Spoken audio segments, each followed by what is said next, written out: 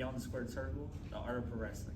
And through this TED Talk, you're going to see that not only is wrestling more than just moves, it's art. Like it tells stories, it tells so many things, and it brings out so many emotions within people, whether that's anger, sadness, joy, anything like that. You're going to see that not only that it's no more than moves.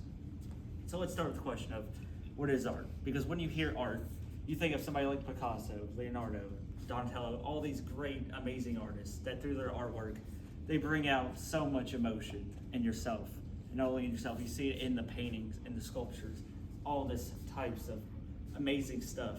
And it brings out sadness, anger, anything that you can put into artwork. And you see that so much in pro wrestling.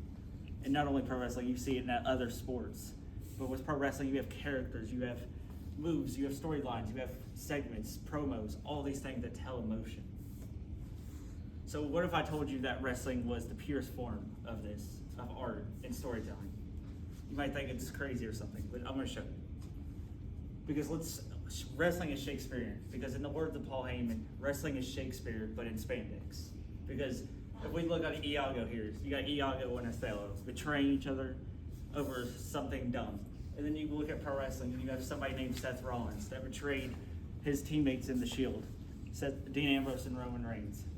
And then you look at audiences. You got the plays audiences, and you got pro wrestling audiences that engage with the wrestlers that are shocked, that are sad, they cry all the time, they are excited, they're passionate about this sport.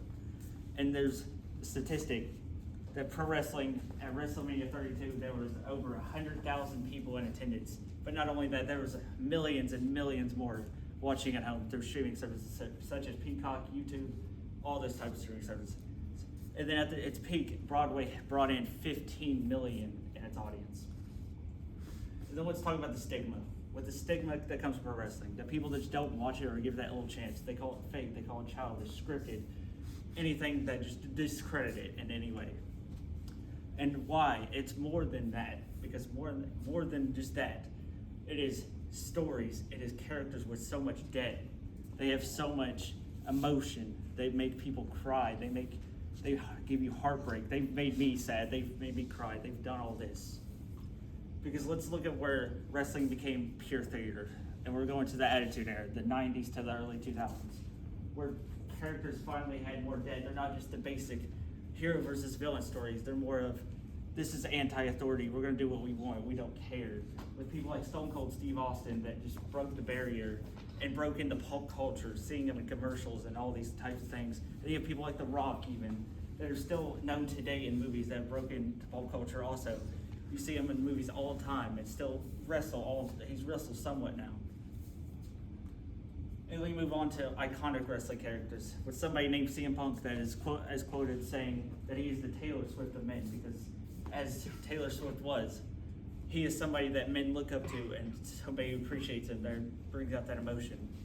And then you have somebody like Jeff Hardy that is somebody that is so athletic and puts his body on the line every single night for fans and viewers and everything.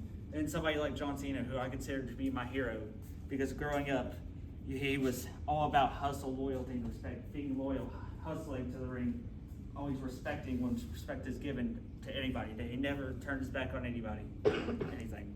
Always respected his bosses. And then you look at storylines that are pro wrestling that are art, such as John Cena turning heel, where he turned into the villain after so long of dealing with people. And you look at Shawn Michaels versus Ric Flair at WrestleMania, when Shawn Michaels super kicked Ric Flair in his retirement match, ending Ric Flair's career for good. And it was so sad, everybody's crying. It brings out so much emotion, so much sadness, so much anger. Everybody, even his daughter Charlotte was at ringside crying. And you look at the Bloodline. The Bloodline is a storyline that has transitioned wrestling so far back to the beginning because of this bloodline of family who was just so many people. You've seen these people leave and go and leave, and so many people with their sons and everything. It's joy because you're seeing them finally become adults and see him so young. Like The Rock, you see him at WrestleMania, watch his dad, Rocky Johnson. And then somebody like Undertaker and Shawn Michaels at WrestleMania, if Shawn Michaels lost, then he had to retire, like Ric Flair, because Undertaker beat him, and then everybody was sad, and Shawn Michaels couldn't even get up because he was so upset with himself and he couldn't deal with that guilt. And then you got Roman Reigns versus Cody Rhodes at WrestleMania 40, where Cody Rhodes made it his mission to finish his dad's story, the American Dream, Dusty Rhodes, where he finally won the WWE title, where Dusty couldn't because Dusty was so old and he just never got that chance. And somebody that brings out shock is CM Punk, because CM Punk, as you see on my shirt, he is somebody that's transitioned wrestling into something. He blurred the lines between reality and fiction with this infamous pipe bomb promo, and so much shock. It was so much like, what is going to happen next? And then wrestling is a form of art. It's more than just moves. It's more than this and more than that. Because like Owen, like it brings out sadness with Owen Hart's death, and fans are so passionate. As myself, I've been to wrestling shows, and then you got shock with people like the Undertaker's streak ending, and somebody like the Edge's retirement when he was forced to retire because his neck, if he continued to wrestle, he's gonna be paralyzed. And somebody like Kobe Mania that worked for 10 plus years in the WWE just to finally win that big one, finally winning it, and with so much happiness and just so much tears, crying because of his kids out there and everything. And somebody like John Cena, seeing your hero turn into the villain for once.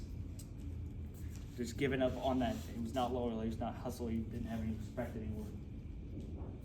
And there's so much athleticism, as I mentioned, behind wrestling, with people putting the body and mind, working every single night, working hard to stay fit and stay in shape, just to put their bodies on the line even more. With like people like Ricochet and Jeff Hardy jumping off high places, risking their bodies just to put on a show for an audience such as us. And wrestling, like I said, makes you feel emotion, whether that's joy, sadness, anger, shock, even more shock, or just confusion, or anything like sadness. This kid, he was called out during John Cena's promo, and just his life shaped now because John Cena, his hero, as myself, turned to the villain. And it helps you bond with people so much. Like for me, I've been able to meet people like Caden Washington. I've been able to meet him through that because in third grade, I asked him if he liked wrestling, and then he told me, and I've been friends with him ever since. People like Nathan, me and him have bonded ever since, and people like my girlfriend, I've showed her wrestling, and now she enjoys it. I bonded with my dad when he was still alive. We went to wrestling show together, we watched it all the time together. So let me leave this. Wrestling is something that brings out so much in ourselves, and you can see yourself in those characters, and you can see yourself at those shows.